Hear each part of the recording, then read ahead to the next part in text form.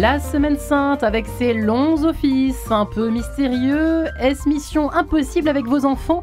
Eh bien je vous propose aujourd'hui de changer votre croix d'épaule. Faut-il appréhender Pâques comme la fête de la nativité en termes d'organisation? En tout cas, comment préparer son cœur, son âme et ses papilles avant la fête de la résurrection? Allez-vous passer Pâques en famille? Eh bien, exploration pendant 52 minutes, en tout cas quelques pistes, éventuellement quelques trucs astuces avec nos 3 invités sur tous les plans, je l'espère en tout cas, dans cette émission en quête de sens sur Radio Notre-Dame et sur RCF. Et j'ai la grande joie d'inviter, de recevoir Perla Servan-Schreiber. Bonjour Perla. Bonjour. Comment ça va? Ça va très bien, et vous? Moi, avant je suis Pâques, toujours on contente voit d'être toujours là. avant les fêtes avec vous, c'est Noël, Pâques. Oui, mais voilà, je suis une dame de fête. Peut-être une Donc, dame de c'est fête, parfait. et vous êtes venue avec votre tout petit livre, tout petit, Oui. mais non moins intense et dense, Tout, qui est tout chocolat. consacré au chocolat, toujours Voilà. aux excellentes éditions et délicieuses éditions de La Martinière. À Comment Pâques, vous c'est bien. avant Pâques, pas avant, mais pendant Pâques, en préparant évidemment le déjeuner pascal. Donc on peut rappeler quand même que vous avez publié, en dehors de vos heures passées en cuisine, chère Perla, de nombreux essais, de nombreux livres de cuisine, et donc tout ce petit dernier, tout chocolat. Nous sommes également en compagnie de Jean Pruvot. Bonjour Jean.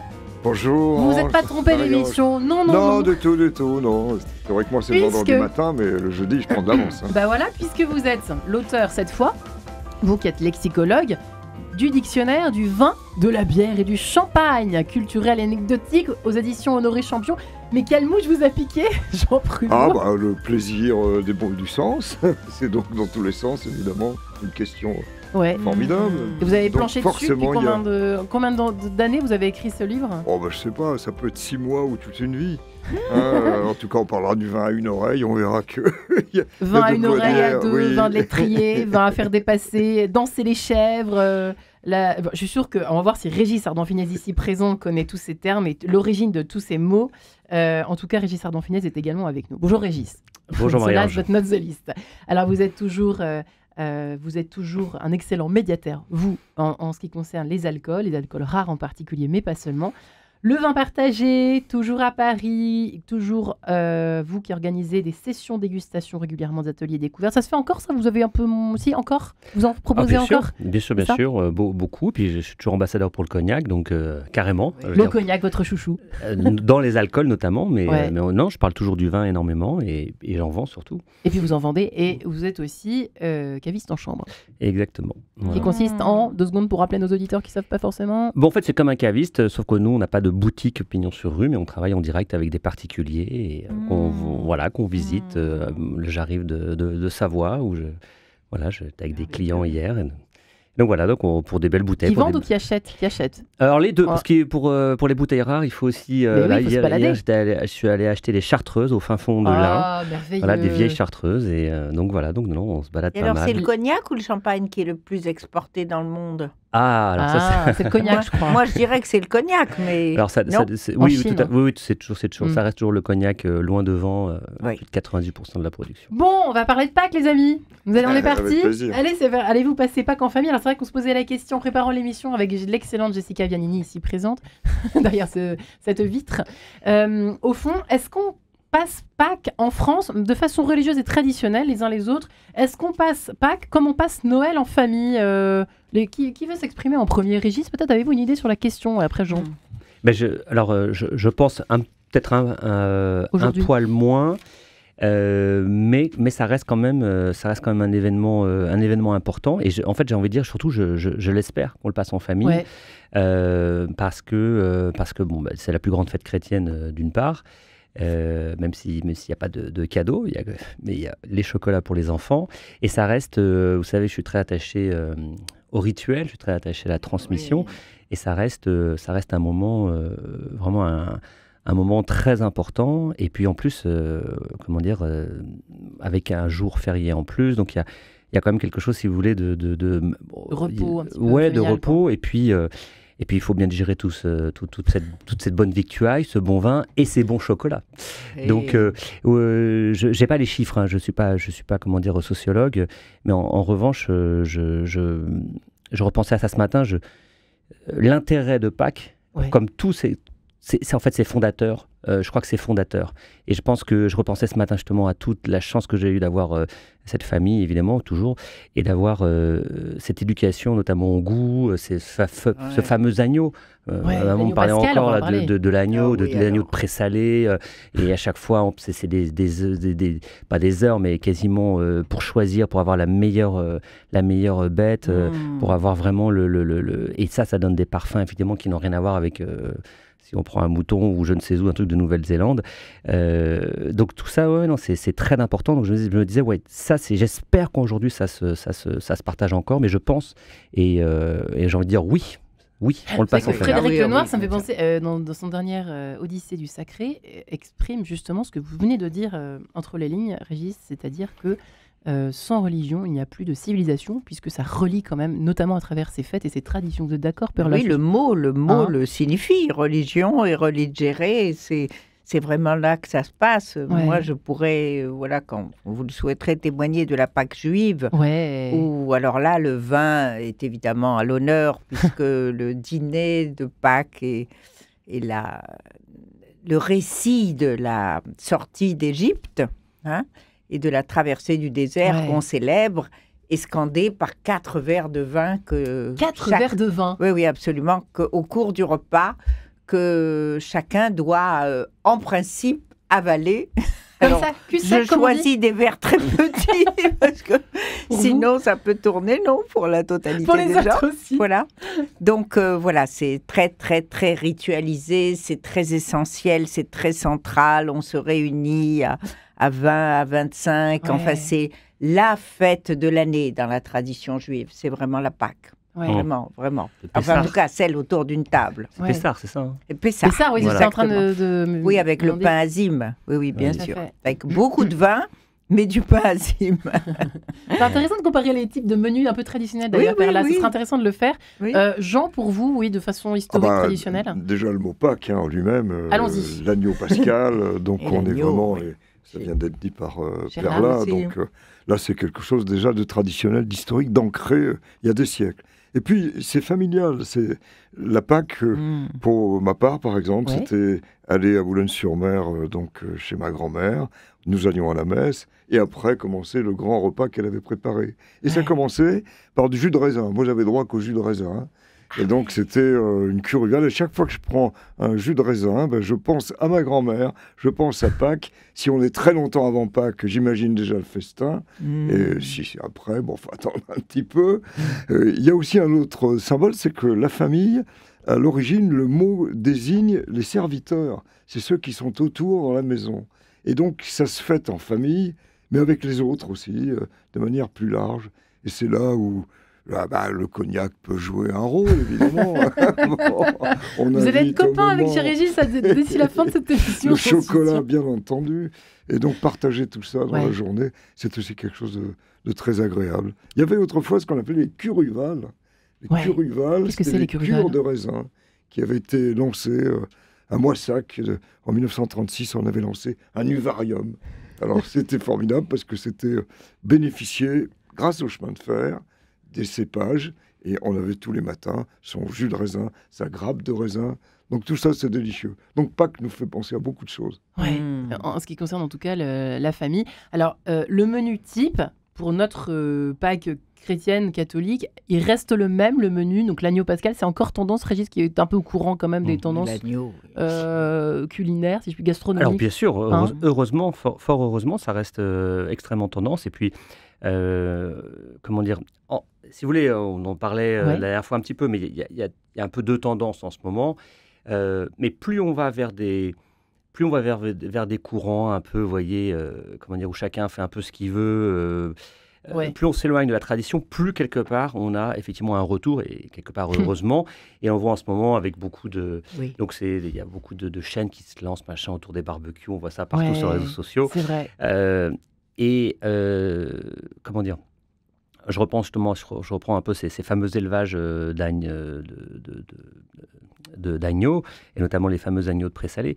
C'est effectivement quelque chose qui aujourd'hui intéresse de plus en plus une certaine partie de la population, et il y a des gens qui reviennent. C'est-à-dire qu'on mange moins de viande, ça c'est une très bonne chose en soi, mais on mange mieux. Ouais, de meilleure qualité. Parce qu'on a aussi quand même été pas mal intoxiqué avec toute la grande consommation et vous savez mon amour pour la grande distribution. On commence à le savoir, oui. Et parce que voilà, typiquement, pourquoi est-ce qu'on se retrouve avec des agneaux néo-zélandais, ce qui est quand même absurde. Une absurdité à tout point de vue. Et c'est encore le cas, hein, donc c'est pour ça que c'est jamais gagné. Donc oui, ces viandes sont tendance. Et puis, comment dire, et je reviens sur cette... En fait, heureusement qu'il y a Pâques, heureusement qu'il y a toutes ces fêtes, parce que sinon la vie ne serait pas drôle. Sinon, je veux dire, qu'est-ce qu'il fait en ce moment? Je pensais à ça, je me disais ce matin, mais si on n'a pas ça, je veux dire, en fait, ça rythme aussi notre... que ça soit une fête ou pas, d'ailleurs, qu'on soit pratiquant ou pas, on sait très bien que en France quand même aujourd'hui il y a quand même moins de pratiquants, mais s'il n'y a pas ça, je veux dire, s'il n'y a pas ça, qu'est-ce qui on se réjouit de quoi au fond? Voilà, de quoi on se réjouit. En fait, ça rythme, on a besoin de ce rythme. Ça rythme la saison, c'est la meilleure saison pour l'agneau, n'est-ce pas? Mais complètement. C'est ça aussi. Oui, bien sûr. Oui, parce que le veau, les veaux ne sont pas encore là. Les veaux de lait, ils ne sont pas encore là. Mais oui. Oui, parce qu'il faut plus de temps pour C'est faire la meilleure saison pour l'agneau, c'est là qu'il est le meilleur. Voilà, bien sûr. C'est pas du tout pas par hasard. Oui, on consomme, et chez nous aussi, vraiment dans la tradition, enfin, je veux dire, on ne peut pas imaginer Pâques sans agneau. Bien sûr. C'est une évidence. Impossible. Alors que nous, c'est vrai que il faut revenir, les amis, vers les traditions. Ah oui, nous, il y a l'agneau. C'est sacré, quasiment. Oui. Hein. Ouais, on a des leçons aussi de nos amis étrangers. Il se trouve que la linguistique, les journées dictionnaires me font être en contact avec beaucoup de gens en Europe. Et nos amis italiens, systématiquement, m'envoient leurs vœux au moment de Noël, me souhaitent de belles fêtes de Noël, et systématiquement les fêtes de Pâques. Je ne le reçois que de l'Italie. Ah ouais. Et je me dis, moi aussi, je devrais envoyer un petit mot à mes amis. Quand même, hein. C'est vrai. De belles fêtes de Pâques. Eux le font, de manière... c'est très important. Bon. Ouais. Donc ça, parfois, ça nous donne des leçons, c'est bien. D'accord. Alors, nous allons quand même entrer un peu dans cette magie. Pardon, Perla. Hein. Mais après, avant d'attaquer le menu pour l'apéritif, non. Isolons-nous dans le salon avec Jean pour cet hommage au vin, à la bière et au champagne. Alors, évidemment, on a envie de rentrer dans tous ces termes que vous explorez. Moi, je ne savais même pas ce que vin à une oreille ou à deux. Je ne savais même pas que ça existait, cette histoire. Voilà. Vous connaissez, Régis, ou pas?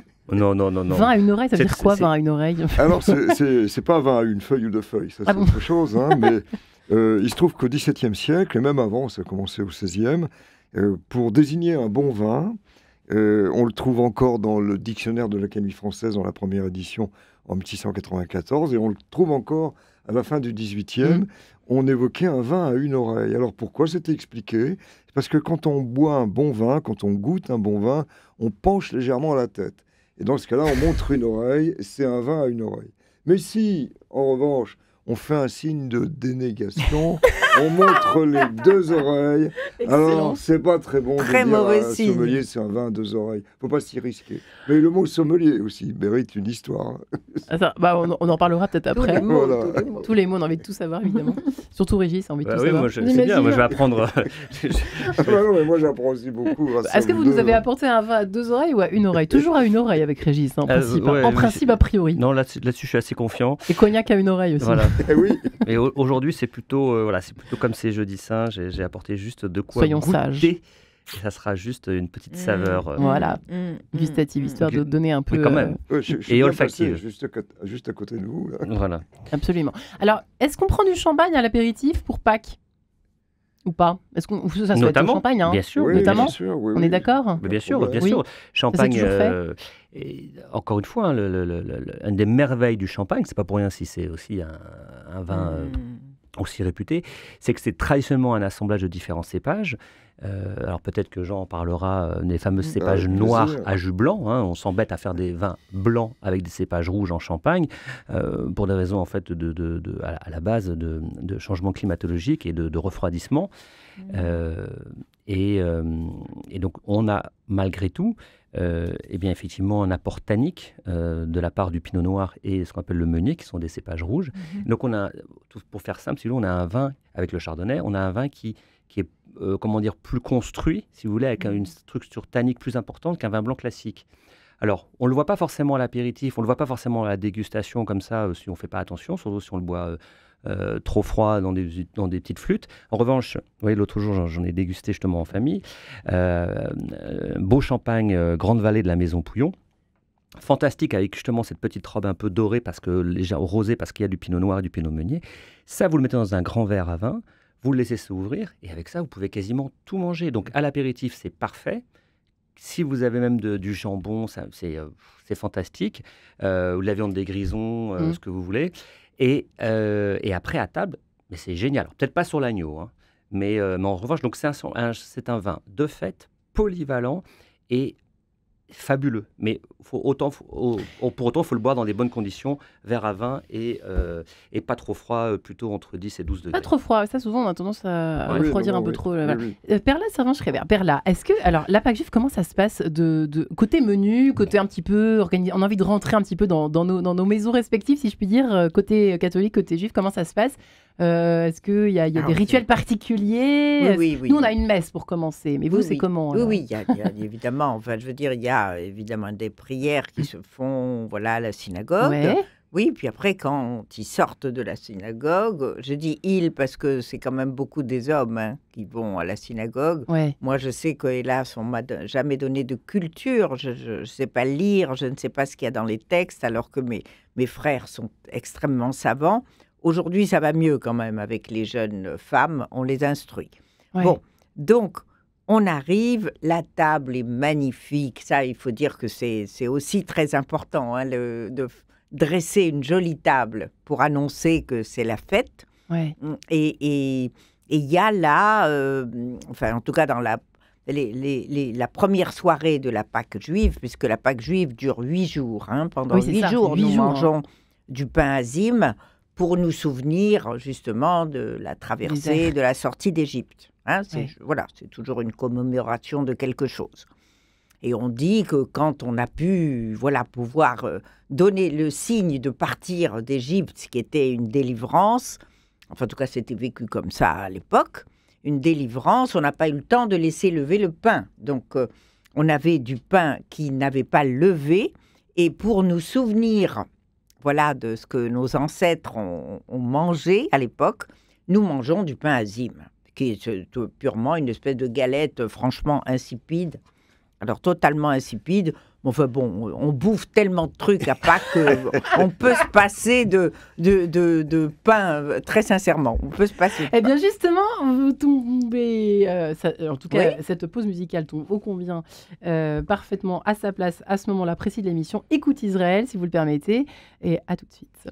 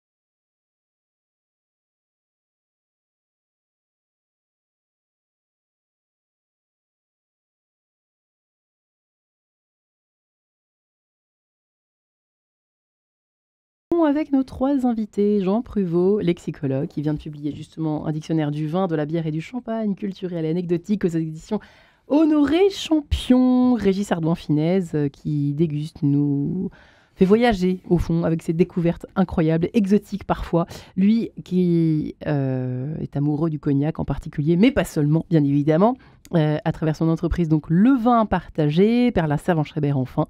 Grand chef, reine du chocolat, et de tout ce qu'on peut faire avec le chocolat, puisque c'est le titre de son dernier ouvrage, Tout chocolat, mes 21 gâteaux et mousses aux éditions de La Martinière. Nous étions partis carrément dans une maison juive, en tout cas la Pâque juive, qui dure 8 jours. Hein, attention, alors, les menus, bonjour, je ne sais pas comment vous vous y prenez pour cuisiner pendant 8 jours. Ça commence, c'est pas ce week-end, nous, hein, c'est le lundi soir 22 avril. Voilà, mais 8 jours de cuisine, quoi. C'est ça que ça veut dire. Ah non, mais c'est dément.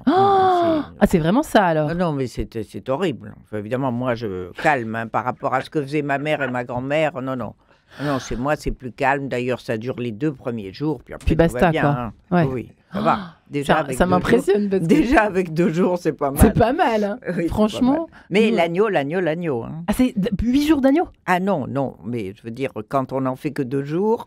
On fait quand même 2 jours avec de l'agneau préparé différemment, mais on fait de l'agneau 2 jours, oui. Ouais. Voilà. Eh bien, dites donc, nous, avec notre dimanche de Pâques, je ne dis pas qu'on a l'air ridicule, mais du coup, on le soigne. On le soigne, notre agneau pascal, Régis, en cuisine. avec la Champagne, parce que c'est la Champagne. Oui, alors c'est ça. D'ailleurs, la Champagne, c'était une région. Ça vient de champs qu'on pousse. Hein, ouais. Et on trouve des champagnes ailleurs que près de Reims. Mais en définitive, ça a mis longtemps à devenir le champagne. Et la première fois qu'un champagne est arrivé, ça voulait dire un petit laquais venant de Champagne et qu'on considérait comme malpropre. Donc on a encore un champagne tais-toi, des expressions de ce type. Heureusement, il y a eu Dom Pérignon, heureusement, il y a eu des dames qui ont fait des champagnes formidables. Et là commence alors un vrai débat. Vous avez évoqué tout à l'heure la mise de table. Ça, c'est toujours quelque chose de délicat quand il y a du champagne. Alors, coupe ou bien flûte, c'est le premier débat. Alors, il faut que j'ai les deux à la maison, un peu par plaisir, et je demande à chaque fois, vous préférez les coupes ou les flûtes, et chacun prend ce qu'il veut. Mais il y a une différence. Ah oui, c'est laquelle? Une différence. Alors, en principe, ça a été fort bien évoqué par Régis pour les saveurs. Mais c'est vrai que les saveurs, enfin ce qui se dégage du champagne, si c'est trop exposé à l'air longtemps, ça se perd un petit peu. Voilà. Et donc, les premiers verres n'étaient pas si mauvais, d'ailleurs ceux de Louis XIV, mais après, on a pensé aux flûtes, et les flûtes permettaient d'exposer moins le champagne à l'air, et donc de davantage garder ses saveurs. Mais elles avaient en quelque sorte un handicap. Les bulles très agréables qui se dégagent du champagne se collent un peu le long du verre, et olfactivement, il y a mieux. Alors après, on a pensé aux coupes. Les coupes, ça a été aussi sur le sein de la Pompadour, c'est ce qu'on a dit. Il y a eu aussi sur le sein de Kate Moss, je ne sais pas si on est Comment sur le sein de la Pompadour? Attendez, vous avez vu pas un épisode, Perla? J'ai du mal à imaginer. Vous parlez de quoi? Sur le sein de la Pompadour? Alors, la coupe a été modelée sur le sein, la taille du sein. Ah, la taille du sein de Madame de Pompadour. D'accord. Et donc, c'est la légende. C'est une légende, oui. Oui, mais c'est nécessaire, les légendes. Davantage. Il faut le boire plus vite. Moi, il y a une très belle image qui me vient toujours à l'esprit. C'est Élisabeth d'Angleterre qui disait que le champagne, c'est une pluie d'étoiles à l'envers. Bon, c'est très joli. Ah, c'est merveilleux. C'est pour moi, cette phrase. Pour tous ceux qui aiment le champagne, évidemment. Il y a quelque chose de vrai de très poétique et de romantique dans le champagne, en général. Régis, le coup de la coupe et du... Est-ce que vous êtes d'accord avec ce que Oui, complètement. En fait, Jean l'a très bien dit, c'est-à-dire qu'il faut laisser les gens libres. Choisir. Moi, je ne suis pas un ayatollah. En revanche, effectivement... moi, mon but, c'est de faire plaisir aux gens, c'est de procurer des émotions, des sensations agréables. Donc, je vais essayer de marier au mieux les mets et donc de servir les vins de la meilleure façon possible. Donc, effectivement, aujourd'hui, je recommande davantage des verres à vin. Mais après, si ça vous fait plaisir, tout dépend de l'occasion. Si c'est effectivement pour Pâques que vous avez préparé... peut-être un apéritif avec des mets, des liquats ou je ne sais pas, avec des huîtres par exemple, il est évident que ça sera plus intéressant de déguster son champagne dans un beau verre à vin. Vous l'avez très bien dit encore une fois, il ne faut pas trop d'exposition à l'air. En fait, c'est surtout que dans le passé, on maîtrisait beaucoup moins bien la prise de mousse. Donc les bulles étaient plus éphémères. Quand même, aujourd'hui, les bulles, il y en a. Oui. Il n'y a pas de problème. Mais c'est vrai qu'il faut verser le champagne en penchant le verre Il pour paraît qu'il que faut ça pas. coule. Alors, c'est comment dire, c'est pas un absolu en soi. C'est-à-dire que Non, mais... c'est mieux parce que ça va éviter que le champagne ne déborde. Parce que si on fait une cascade, voilà. En revanche, on sert la bière. Ça, c'est très important. On sert la bière en cascade parce qu'il faut que la bière s'aère pour qu'elle exalte ses arômes et qu'en fait, il y ait cette forme de nucléation. Le champagne, si vous voulez, c'est différent, c'est un petit peu plus délicat. D'accord. Et donc, voilà, et on évite généralement de le servir trop en cascade parce que sinon, effectivement, ça va créer en fait trop de mousse. Voilà. En revanche, on peut décanter un champagne, on peut donc le carafer. Oui, on peut oui, tout à fait. Il était temps que je sois là. J'arrive ici, merci. Et notamment si on a des champagnes assez, comment dire, encore une fois, assez puissants, on a des millésimés. Par exemple, on peut très bien... Carafer le champagne. Typiquement, vous sortez un champagne du frigidaire. Il va être beaucoup trop froid parce qu'aujourd'hui, les frigidaires sont entre 5, 6, 7 degrés. Donc, il est trop froid. À ce stade-là, c'est inintéressant. Si vous le buvez direct dans une petite flûte étriquée, franchement, il ne se passera rien. Voilà, ce que j'ai souvent, autant boire de la bière.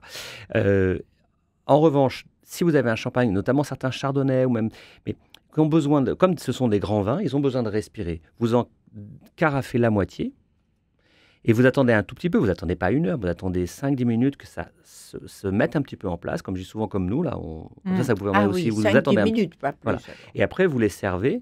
Vous le servez. Vous allez voir, le champagne il va être magnifié. Voilà. Et notamment le chardonnay. Le chardonnay, voilà, si vous prenez, parce que le blanc de blanc est très à la mode, bon, oui, qui est essentiellement du chardonnay, même si c'est pas uniquement, on a le droit d'utiliser d'autres champagnes, d'autres cépages en champagne.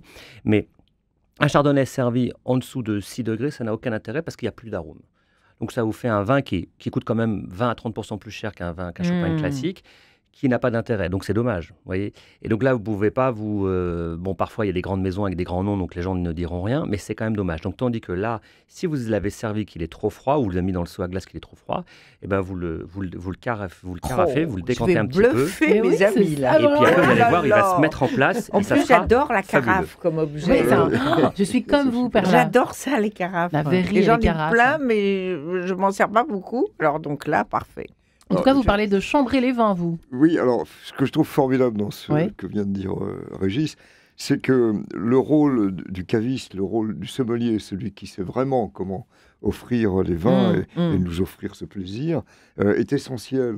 Et il faut quand même se souvenir que le champagne, au début, ça s'appelait le saute-bouchon. Parce que, bien sûr, comme il y a une double fermentation, on n'avait pas bien compris ce système, les bouchons explosaient.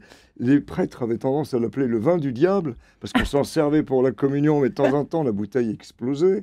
Et donc, il fallait à tout prix qu'il y ait une invention anglaise, ce qu'on appelait la bouteille noire, d'ailleurs, au départ, qui était un verre suffisamment solide. Et puis, petit à petit, ça a été un formidable travail des hommes pour que ce vin, qui dans le fond n'est pas de bonne qualité au début, mais par différents cépages, et par son traitement, devienne quelque chose d'exceptionnel. Alors ce qui est aussi marquant pour donc le champagne, c'est qu'en définitive, il est aussi dépendant des contenants, du verre, de la manière dont on le sert, de la bouteille, c'est tout un travail, ces bouteilles. Bon, et donc là, ça ne manque pas non plus d'une véritable culture à avoir. Alors, il y a quelque chose, j'ose pas le dire à mon ami. Allez-y. À mon ami Régis, c'est le mot sommelier. J'ai dit à quel point les sommeliers, les cavistes, ont un rôle énorme, essentiel. Et sans eux, le plaisir serait diminué par 100. En fait, le mot sommelier a un début très difficile, parce que ça vient du latin, soma, qui veut dire la somme, le bagage, et ça a donné la bête de somme. La bête de somme, c'est la bête sur laquelle on met des poids, des sommes. Et donc, le sommelier, au tout départ, au Moyen-Âge, au début du Moyen-Âge, c'est celui qui s'occupe des bêtes de somme. C'est très important parce qu'il doit, d'un château à l'autre, vérifier que tout est bien chargé, tout arrive bien, tout est bien rangé. Et puis, finalement, il y a eu, comme on a compris qu'il avait une grande habitude de rangement, une sorte de cerveau, eh bien, on a évoqué le sommelier des nappes de la reine, il s'occupait des nappes de la reine, le sommelier des habits du roi, et est arrivé le sommelier de l'échansonnier. Alors, l'échanson, en un mot, c'était un mot germanique, c'était celui qui s'occupait du vin, et qui servait le vin, choisissait les vins. Et sommelier de les chansonneries dans le lieu où il y avait tous les tonneaux, les fûts, petit à petit, le mot échanson et chansonnier a disparu, et c'est le sommelier qui est arrivé, qui notamment au XIXe siècle, quand il y a eu les restaurants, on a compris que sans bon sommelier, le restaurant, n'avait pas la qualité qu'on souhaitait. Donc ça part de loin, mais ça arrive magnifiquement. Vous imaginez, vous arrivez dans un grand restaurant, vous saviez que non, vous étiez chargé des bêtes de somme, cher ami. Sommelier, avant une oreille, oui, mais d'où il vient, non. Le sommelier du Ritz, vous savez, vous aventurez. Comme beaucoup de métiers d'ailleurs, donc en fait finalement, ça permet de rester humble. Moi je ne suis pas véritablement sommelier, j'ai beaucoup d'amis sommeliers, je travaille avec des sommeliers, donc je respecte, mais je sais que c'était la personne en charge du service des boissons. Mais évidemment, c'est l'art aussi de la France, c'est d'avoir en fait fait évoluer certains métiers, certains noms, mais c'est le cas de tellement de métiers qui se sont spécialisés, et ça on peut le prendre, je veux dire, sur il y a plein de métiers, même le terme chocolatier n'a pas du tout le même sens en France. Enfin, moi, je reste persuadé qu'on l'a poussé à comment dire, comme art en France, mais en dehors de la France, c'est rare d'avoir du grand chocolat. Vous avez parlé tout à l'heure de... Oui, parce que caviste en chambre... Les Belges. Les Belges, ah oui, c'est vrai les Espagnols au début. Suisses, c'est les Belges. Chambrer un vin, Jean Pruvot, caviste en chambre, c'est un hasard, c'est pas du tout, c'est un hasard que ce soit. C'est une forme de néologisme, c'est un terme un peu récent parce que, comment dire, ça part effectivement de chambrer un vin, mais ça Jean parlera mieux que moi. Bon, mais c'est pour juste, les gens ne connaissent pas ce mot. Quand on dit caviste en chambre, ça les amuse souvent. Oui, c'est très amusant. Certains nous disent, vous recevez les gens dans votre chambre. Ça fait beaucoup rire les gens. Écoutez, pourquoi pas. C'est une façon de trouver un terme pour dire quand on n'a pas de magasin. Et les cavistes nous taquinent aussi un petit peu en disant t'es pas caviste, machin. Bon, c'est pas grave. Et le vin doit venir, juste avant d'entendre la définition du vin chambré par Jean Pruvot, Perla, il y a un vin particulier qui est donné à table à cette occasion de la Pâque juive ou pas? Je ne sais pas si c'est dicté par la religion, rouge, sincèrement, non. Oui, c'est rouge, mais c'est horrible, ça va vous faire sursauter parce que c'est un vin sucré sur lequel on fait la communion, sur lequel on fait les prières. D'accord. C'est un vin sucré. Alors, je ne savais pas. Je ne sais pas si c'est la tradition de ma famille, du Maroc d'où je viens. Sincèrement, j'y connais rien. Je ne sais pas. Mais je sais que dans ma famille, on a toujours une bouteille de vin doux, ce qui évidemment est une injure pour les amateurs de vin. Enfin, surtout pas. Ouh là là. C'est vrai? Ah mais non, mais alors là, mais Perla, mais mon Dieu. Ah oui, c'est vrai. Eli. Eloï. Non, c'est pas possible. Ah non, on peut pas. Alors là, on peut pas dire ça. Ah non. Tous les vins doux, quelle que soit la catégorie de vin, il y a des vins, que ce soit une mistelle, que ce soit un vin doux naturel, que ce soit il y en a des bons et des moins bons dans chaque catégorie. Non, mais ce que je veux dire, c'est que c'est une catégorie extraordinaire. Respectée. Ah non, mais beaucoup plus que ça. Vous êtes tombé sur. Ah non, mais vraiment, alors là, je défends corps et âme parce que c'est vraiment. Ce sont des vins fabuleux, mais vraiment fabuleux. Et la seule chose, c'est que c'est comme tout. Évidemment, on ne le mettra pas forcément avec l'agneau. Voilà, ça, c'est encore une fois, c'est une question d'accord. Mais pour énormément de mezzés, pour énormément de plats, et ça fait des accords vraiment exceptionnels. Et il n'y a pas, enfin, je veux dire, on a en France, les plus grands vins liquoraux au monde. Je précise que ce vin doux, il est exclusivement pour la bénédiction. Ah oui, vous savez pas pourquoi? Ça n'est pas pour accompagner les plats qui vont suivre, agneau ou autre. Mais il peut être très bon quand même. La bénédiction de quoi? De la table? C'est sur la bénédiction, c'est la bénédiction de la table, et puis la bénédiction qui nous rappelle la sortie d'Égypte. D'accord. Voilà, c'est la prière qui ouvre le repas, et ça s'ouvre par la bénédiction sur le vin dont nous goûtons, que nous partageons. Depuis la Covid, on ne partage plus, évidemment, parce qu'on goûtait dans le même verre. On se passait le verre comme ça, comme on était 25. Vous voyez le temps que ça prend quand on arrive au bout. Comme au temps du Christ, à la scène. Oui, on se partageait. Et maintenant, on en verse un petit peu à chacun, voilà, et on goûte une fois que la prière sur le vin est terminée. Et ça, 4 fois pendant la soirée, la première soirée de Pâques. Les fameuses 4 fois. Merveilleux. Eh bien, écoutez, je vous propose de nous chambrer, ou pas, juste après cet extrait interprété par l'abbaye de Sylvanès. Extrait de quoi? Eh bien, des ténèbres du Jeudi Saint, tout simplement. À tout de suite.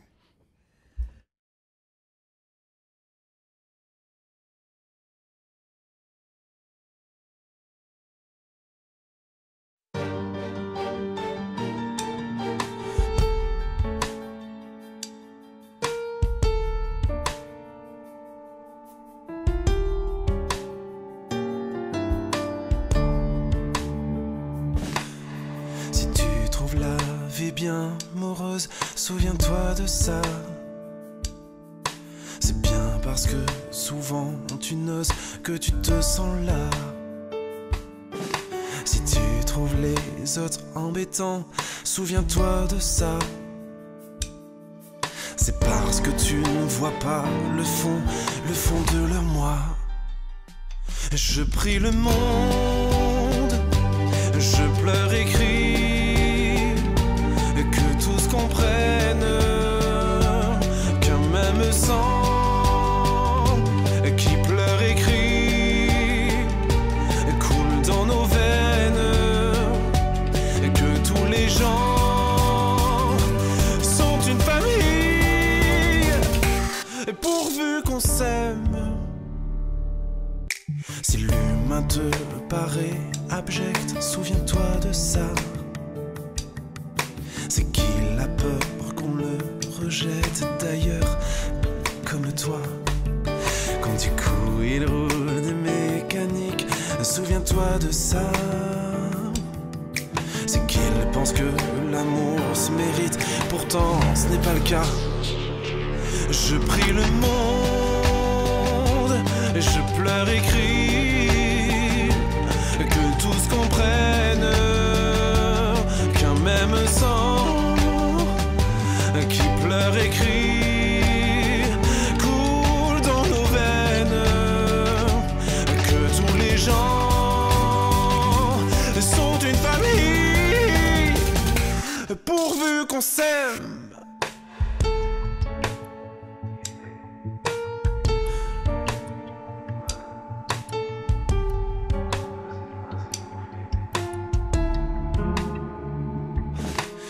Regard qui tue, qui terrorise, angoisse de vivre.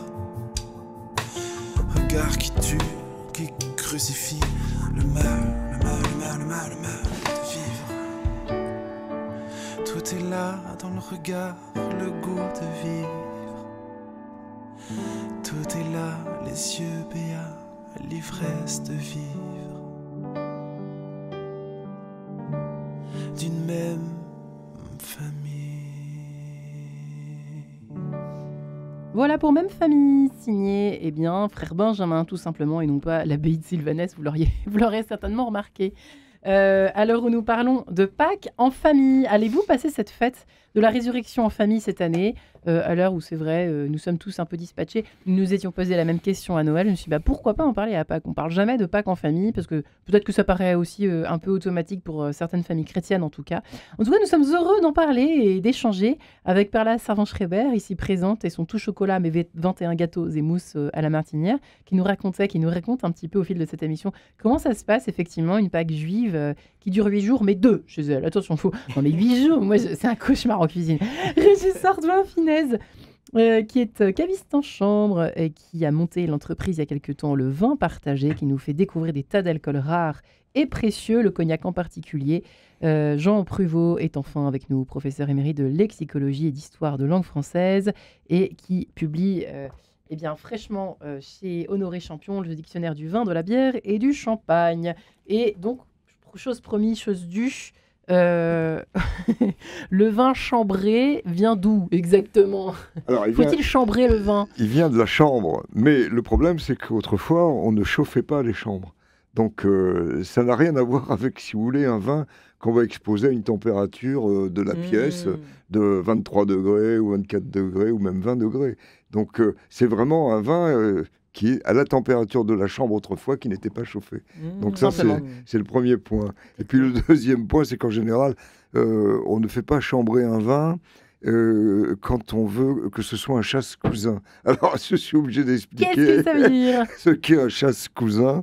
Le chasse-cousin, c'était ce vin assez mauvais qu'on gardait précieusement, parce que quand des cousins venaient, qui n'avaient pas prévenu qu'ils arrivaient, qu'on n'avait pas envie de les garder le soir à dîner, alors on leur offrait ce chasse-cousin. On était cash avec dégueulasse alors. Oui, et alors peut-être même au dernier moment où ils montaient à cheval, on leur offrait, alors là l'expression est restée, le vin de l'étrier. Et le vin de l'étrier, voilà, c'était le vin, le verre de vin qui permettait de... Bon, maintenant tu t'en vas, quoi. Voilà, alors aujourd'hui, en voiture, il n'y a pas tellement le vin du volant, mais bon. Le vin du volant, avant la côte est.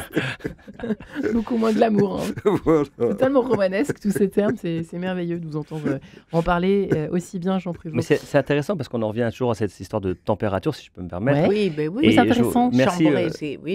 C'est très important parce qu'effectivement, à l'heure où on a des petites cuisines, on a beaucoup de gens, quand même, de citadins, pas que. Et donc, je vois régulièrement des vins sortis de placards de cuisine en hauteur, donc ils sont quand même bien conservés, c'est vrai, hein. Vieillis en cuisine Ikea. C'est pas vieilli dans des caves cisterciennes, c'est vieilli à 25 degrés en moyenne. Bon, alors. Que le vin soit vieilli comme ça, c'est une chose, c'est évidemment pas l'idéal, mais alors qu'il soit servi à cette température-là, et après les gens vont vous dire « Ah, dis donc, il est capiteux pour ceux qui connaissent, ou il a de l'alcool. » Ah oui, non, forcément, si tu le sers à cette température, voilà, mets ton verre au micro-ondes ou dans une casserole, fais chauffer, tu vois, effectivement, voilà, c'est pas du vin chaud. Vin bouille. Et c'est très important, de même qu'on ne met pas le chocolat au frais. D'accord. Eh bien, ça c'est intéressant, voilà. Je fais le lien. Voilà, donc servez vos vins, faites un petit peu attention, entre 16 et 18 degrés. Si ça dépasse un peu, c'est pas très grave. En dessous non plus, 14, voilà. Mais 16 degrés, c'est comme la température idéale pour la plupart des vins rouges.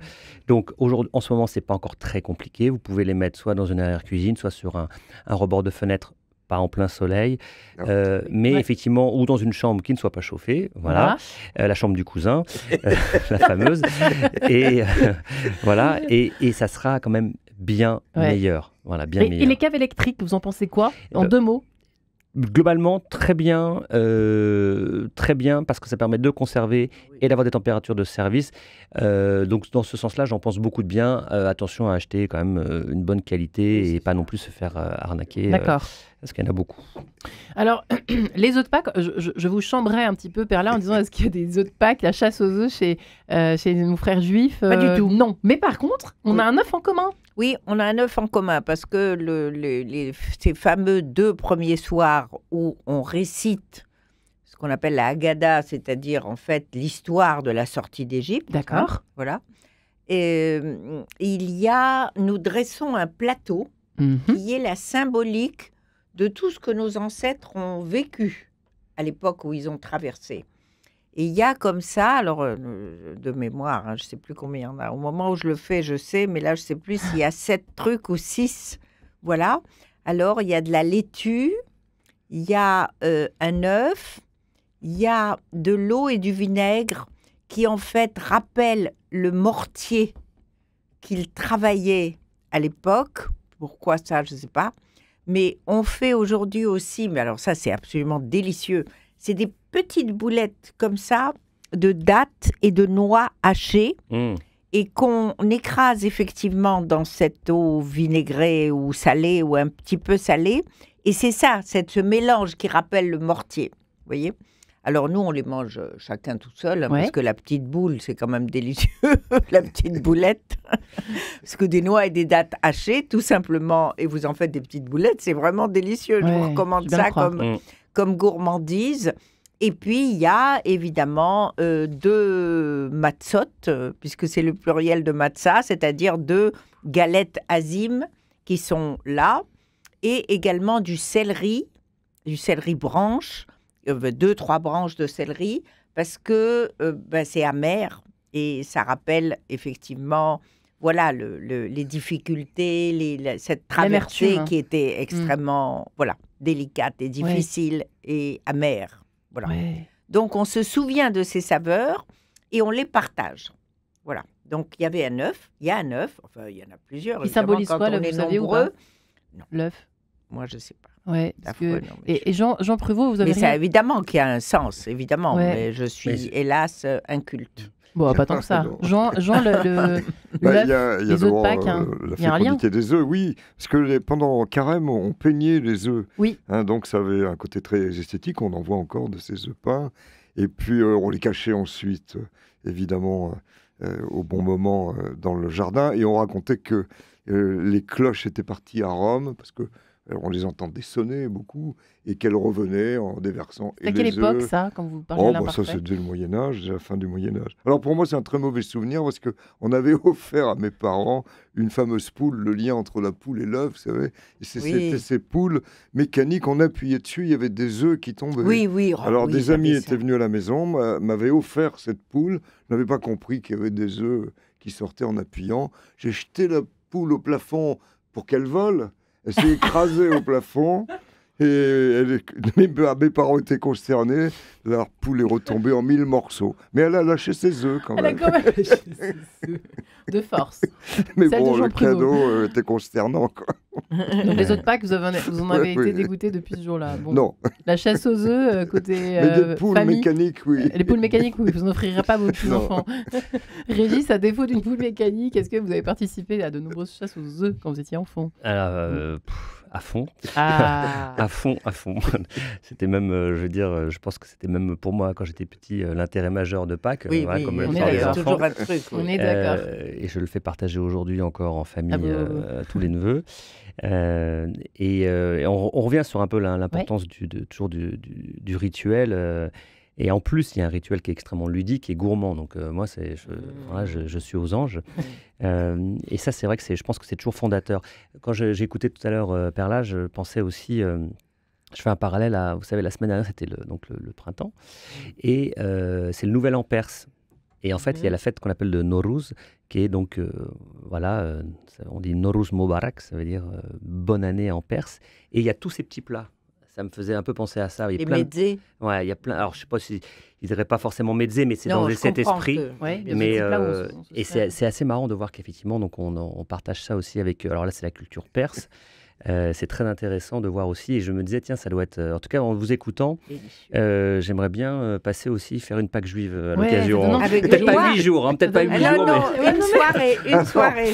Oui, voilà. Ça donne vraiment envie. Voilà, puis moi j'aimerais bien goûter les vins là aussi. Une soirée, je vous invite. Moi je viens d'entendre Régis parler du fait qu'il était aux anges, j'adore cette expression. Oui, la part des anges, voilà, parce je connais Jean. Voilà, la part des anges, bon, c'est ce qui s'évapore, quoi qu'on fasse du tonneau. Et que maintenant, les viticulteurs, les sommeliers, les cavistes savent très bien le gérer et même en tirer un intérêt, un profit. Mais moi, ce qui m'a amusé, c'est que cette part des anges, et je crois que c'est plus de 2%, mais je dis peut-être des bêtises, cette part des anges, pour le cognac, j'ai lu que quand il y avait la fraude fiscale, c'est-à-dire qu'on faisait du cognac sans le dire, évidemment pour les impôts, l'inspecteur des impôts arrivait dans la cave et regardait le plafond. Et la première chose qu'il voyait, s'il y avait un endroit dans le plafond, une partie bien noire, anormalement noire, c'était cette fameuse part des anges qui faisait qu'en s'évaporant, ça développait un type de champignon un peu microscopique et noir au plafond. Et là, il disait fraude fiscale. Ouais, Pelicillium rotula, je crois, si je ne dis pas de bêtises, qui effectivement, quand vous visitez les caves de cognac, eh bien, vous avez une bonne cave de cognac, elle doit être normalement sombre, forcément, et il y aura sur la pierre, il y aura ce fameux champignon. Et pour qu'elle soit encore en meilleure santé, eh bien, il faut qu'il y ait aussi des araignées, des toiles d'araignées. Tiens donc. Oui, parce que comme ça permet de manger les champignons. Toutes les petites bébêtes.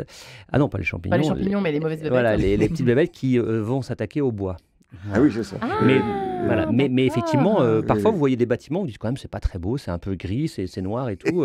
Et en fait, c'est plutôt un signe de bonne santé. On retrouve ça aussi, sous d'autres contrées, d'autres latitudes. Voilà, mais c'est effectivement, il y a des champignons, il y a ce fameux champignon. Et la part des anges, effectivement, donc c'est un petit peu moins de 2%. Ça dépend en fait. Après, il y a ce qu'on appelle aussi des chais secs, des chais humides, selon que vous soyez près de la mer. Non, la rivière, la Charente, et puis l'autre rivière de Cognac, mais bon, c'est pas grave, je l'ai plus, mais ça va me revenir. Voilà, donc tout ça, ce sont effectivement des typicités un petit peu... Des origines aussi. Mais grâce c'est intéressant. Grâce à des spécialistes comme Régis, moi j'ai appris quand même que quand on fait un pique-nique ou quand on est sur la terrasse et qu'on déjeune, il faut éviter le goût de lumière. Je n'avais pas connu cette formule, le goût de lumière. Ben, c'est que le vin, le champagne ou n'importe quel vin, de toute façon, même le verre de vin qu'on est en train de boire, s'il est exposé trop longtemps à la lumière, il aime au bout d'une heure, il a tout perdu. Il y a un goût de lumière. Oui. Alors qu'il n'y a pas non plus, enfin là après je ne suis pas non plus scientifique, il faudrait demander à des, mais ça ne se vient pas non plus en une heure. Quoi. Ça, il faut quand même un petit peu de temps. Mais les bouteilles exposées en vitrine chez les cavistes sont rarement les meilleures. Mais cela dit, c'est pour ça aussi que les verres sont teintés. Ça les protège un peu plus. Très rarement des bouteilles de vin. Les bouteilles, c'est ça. Elles ne sont pas blanches, enfin elles ne sont pas transparentes. Et effectivement, après, il y a des vrais défauts aromatiques. Il peut même y avoir parfois des défauts. Puis alors, déboucher, avec quel comment tire-bouchon. C'est important, ça ? C'est tout un problème. Pourquoi ? Avec quel moi, le tire-bouchon classique qu'on tire, j'ai pas la force. Vous buvez pas de vin, c'est pour ça. Bah oui. Moi, j'aime bien faire putsch. Alors, je sais pas, mais Jean-Louis, mon mari, en avait acheté un absolument incroyable. Ce qu'on appelle les De Gaulle. Oui, c'est ça. Voilà. Et Perla, juste avant qu'on se quitte, parce que ça c'est déjà fini, figurez-vous. Le dessert de Pâques, c'est quoi ? Idéal, en fait. Ah oui. Il y a la bûche de Noël, mais à Pâques. Non, mais traditionnel. Bah par exemple, ouais. Chez nous, oui. Dans la tradition juive, oui. Ah bah alors ça, il n'y a pas de dessert. D'abord, le repas est tellement effrayant. On dresse des fruits ou on fait une salade de fruits. Le chocolat de Perla. Voilà, mais aujourd'hui, il n'y a pas un repas chez moi, de toute façon, Pâques ou pas, qui ne se termine par du chocolat. C'est pour ça qu'on vous aime bien, Perla. Mes petits-enfants sont absolument fanats, moyennant quoi j'en ai inventé vraiment des dizaines différents. Et là, j'ai mis simplement une petite sélection. Exactement. Une petite sélection de mousse et de gâteaux. Et chez vous, en 2 mots, ça sera quoi, Régis ? Le dessert chez vous, par exemple ? Oui, typiquement au chocolat, oui. Oui, dans le chocolat. Oui, vraiment chocolat. Chocolat, quoi. Et je voulais juste te dire une chose, le chocolat, ça contient de l'épicatéchine, qui est une molécule extraordinaire. On connaissait le resveratrol dans le vin, et c'est un point commun avec le vin. Et cette épicatéchine, elle est fabuleuse pour la santé. Bravo pour la petite touche. Voilà. Très bien, merci, gourmande. Je suis en pleine santé. Merci. Et oui, on le voit bien. Perla Savant-Schreiber, merci votre touche chocolat. Merci Régis Robin-Finesse. Et merci Jean-Paul. Merci à vous. Merci les amis. Et bonne joyeuse montée vers Pâques. Joyeuse Pâques à tous. Par anticipation, on a le droit.